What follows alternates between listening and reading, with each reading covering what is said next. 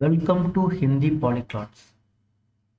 ஹிந்தி மொழி எல்லோராலும் எளிமையாக புரிஞ்சுக்கிட்டு பேச முடியக்கூடிய ஒரு மொழி. இந்த விஷயம் நிறைய பேருக்கு தெரியாமல் அது கஷ்டம்னு நினச்சிக்கிட்டு இருக்காங்க. ஓகே, ஒரு மொழியை நம்ம பேச ஆரம்பிக்கணும்னா அதில் இருக்க எழுத்துக்களையும் அதில் வருகின்ற வார்த்தைகளையும் நாம் தெரிஞ்சுக்கணும். முக்கியமாக உச்சரிப்பு. அதுக்கு முன்னாடி நாம் தமிழில் பேசுகிற அன்றாட வாழ்க்கையில் நாம் உபயோகப்படுத்திக்கிட்டு இருக்கின்ற வார்த்தைகளை முதல்ல பார்ப்போம். ஏன்னா வார்த்தைகள் தான் வாக்கிய அமைப்புக்கு பாலம்.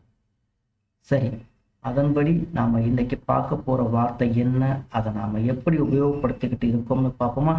வாங்க.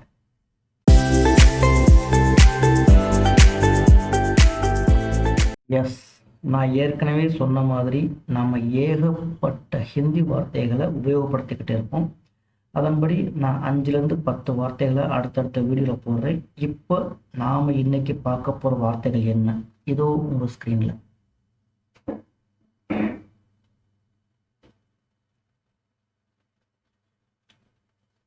முதல்ல சமை. சமை, சமயம். சமை அப்படின்னா நேரத்தை குறிக்கும். சமயம் நம்ம நார்மலாக தமிழில் உபயோகப்படுத்திக்கிட்டு இருக்க வார்த்தை சமயம். இந்த சமயத்தில் வந்திருக்கீங்களே, சமயம்னா நேரம். சமை ஹிந்தியில் சமை அப்படின்னு சொல்லுவாங்க. செகண்ட் வார்த்தை பந்த். பந்த் அப்படின்னா அடைப்பு, க்ளோஸ்ட், ஆஃப் பண்ணுறது.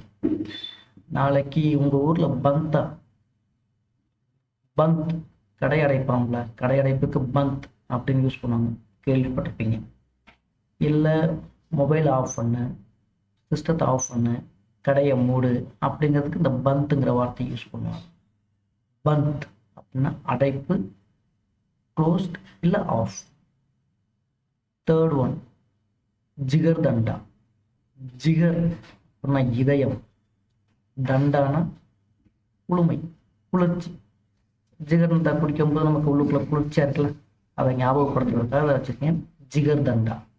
ஜிகர் அப்படின்னா இதயம், தண்டானா குளிர்ச்சி. ஜிகர் தண்டா.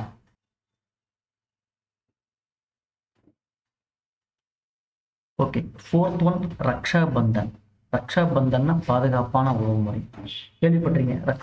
ரக்ஷா பந்தன் வந்து வடநாட்டுக்காரங்க ரொம்ப சிறப்பாக கொண்டாடுவாங்க. ரக்ஷா பந்தன் அண்ணனுக்கு ராக்கி கட்டுறது, அந்த மாதிரி. ரக்ஷா பந்தன், ரக்ஷானா ரட்சிப்பவன், பாதுகாப்பவன். பந்தன் அப்படின்னா உறவுமுறை.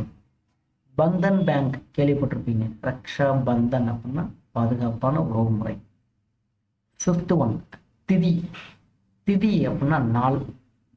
எங்கள் பாட்டிக்கு நாளைக்கு திதி, எங்கள் தாத்தாக்கு நாளைக்கு திதின்னு சொல்லி கேள்விப்பட்டிருப்பீங்க. ஸோ திதி அப்படின்னா நாள், அவங்கள நினைவுபடுத்தக்கூடிய நாள்.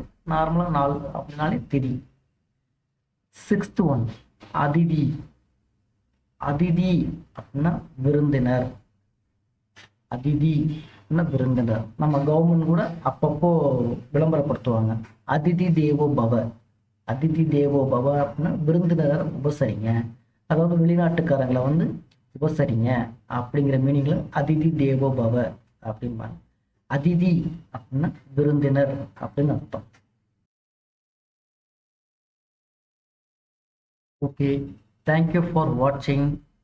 நான் சொல்கிற கண்டென்ட் உங்களுக்கு புரியுது, பிடிச்சிருக்கு அப்படின்னா லைக் பண்ணுங்கள், சப்ஸ்கிரைப் பண்ணுங்கள். சப்ஸ்கிரைப் பண்ண கையோட பக்கத்தில் இருக்க பெல் ஐக்கானை கிளிக் பண்ணி ஆல் நோட்டிஃபிகேஷனை எனேபிள் பண்ணிக்கோங்க. அதை விட முக்கியம், இதை பற்றி தெரியாதவங்களுக்கு ஷேர் பண்ணுங்கள். Thank you, thanks a lot. அடுத்த வீடியோவில் பார்ப்போம். Bye bye.